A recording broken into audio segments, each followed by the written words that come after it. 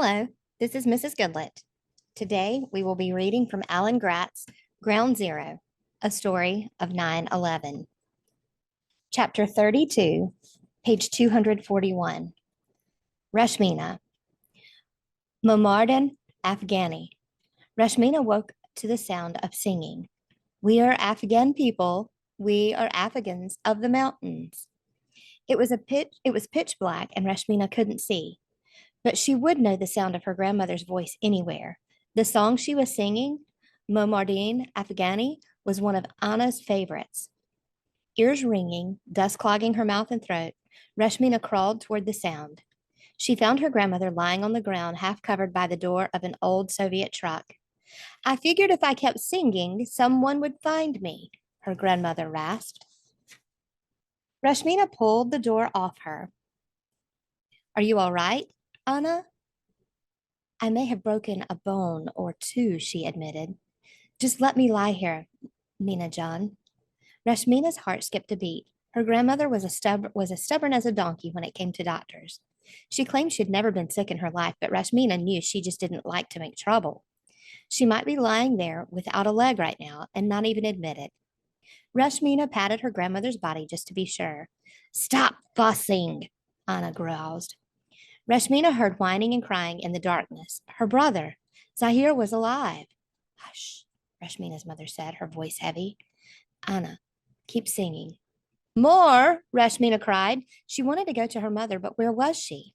Rashmina's grandmother sang Momardin Afghani again, and Rashmina heard the sound of people crawling to them through the scrapes of old Soviet metal that had been scattered by the blast.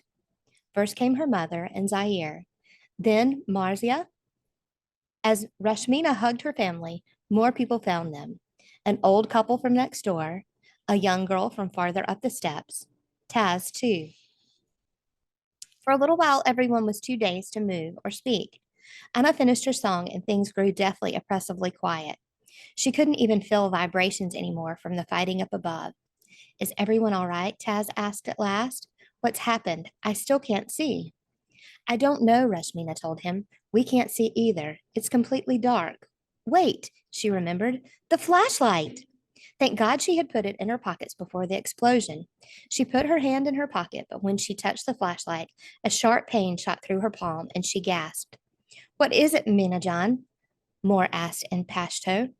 What's wrong? Taz asked in English.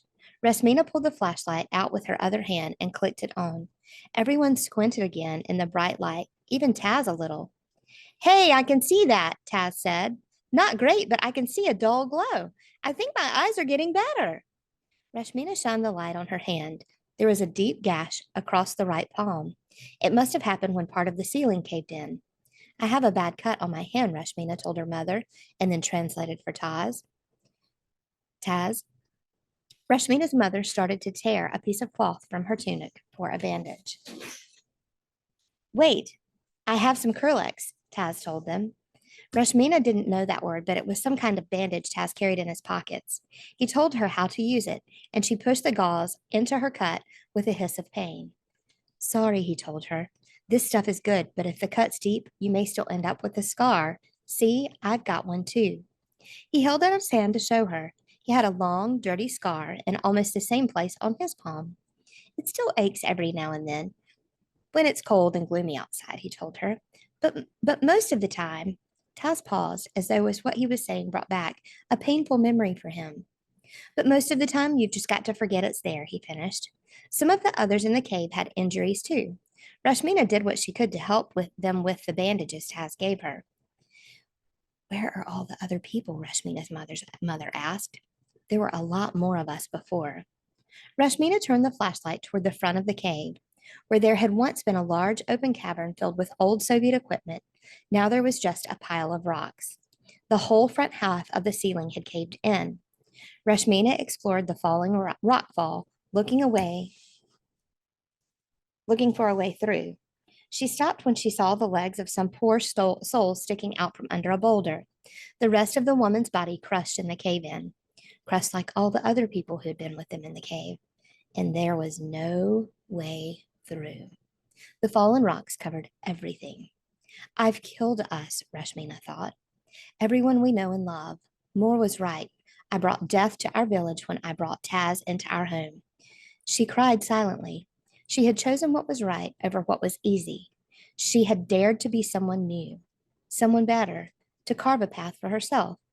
And look at where it had gotten her, buried with her family in a grave of her own making.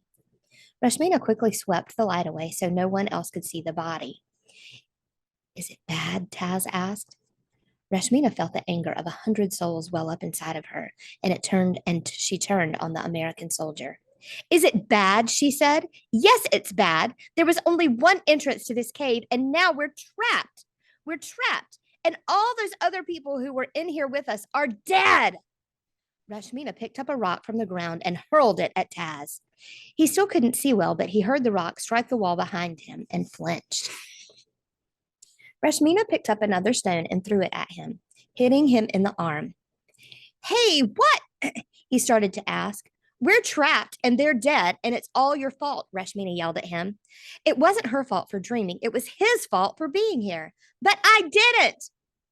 You and all the other Americans, Rashmina told him. She threw another rock that clanged off an old Soviet hubcap. Why don't you get out of Afghanistan? All you're doing is killing us. We're trying to fix things, Taz argued. Things you broke to begin with, Rashmina told him. We're building wells, roads, schools, Taz said. Probably the school you go to. You killed my sister, Rashmina cried. Taz looked horrified. I what? How? When? Not you, your country, Rashmina said. She was crying now, big wet tears fed by the horrible things that had happened 2 years ago and today. You bombed my sister. She died. So many of our friends did too. I'm sorry, Taz told her. Really, I am. But we're fighting a war against the Taliban. Sometimes innocent people will get hurt.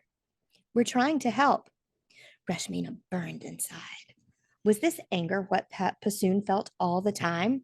The fury that had pushed him to join the Taliban? You can help us by leaving, Rashmina told Taz.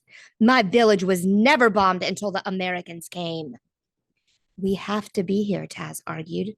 Do you know the first thing that will happen if the U.S. leaves Afghanistan? There will be another civil war, and the Taliban will take over again. You're too young to remember, Rashmina, but they did awful things. They are bad, bad people. I know all about the Taliban, Rashmina told him. I know how awful they are. Well, if we leave, you'll be right back where you started before we got here. But your drones kill as many of us as them, Rashmina said. She held up her injured hand.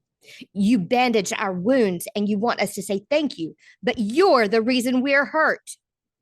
Taz was quiet for a moment. If we can just beat the Taliban, get Afghanistan back on its feet, give you a chance to grow. Rashmina remembered the cedar cone in the graveyard and the graves from the previous wars. All those invaders who had swept to victory with their superior weapons, only to be driven out again by Afghan fighters. You say you have been here for 10 years, Rashmina said. Your country has been here nearly twice that long, and still you haven't won. You never will. Nobody can rule Afghanistan, not even Afghans. So I ask you again, why are you still here? Taz looked away without answering. Zahir, come away from there, Rashmina's mother called. Rashmina shined the flashlight on her little brother's direction. All she could see was his legs sticking out from under a rock. For a horrible moment, she thought Zahir had been buried like the lady at the front of the cave. But Zahir just had his head in a hole in the wall, a crack that had opened up during the cave-in.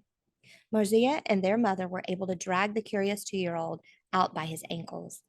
Rashmina examined the hole with her flashlight, and she gasped. What is it? What's under there? Asked a woman standing nearby.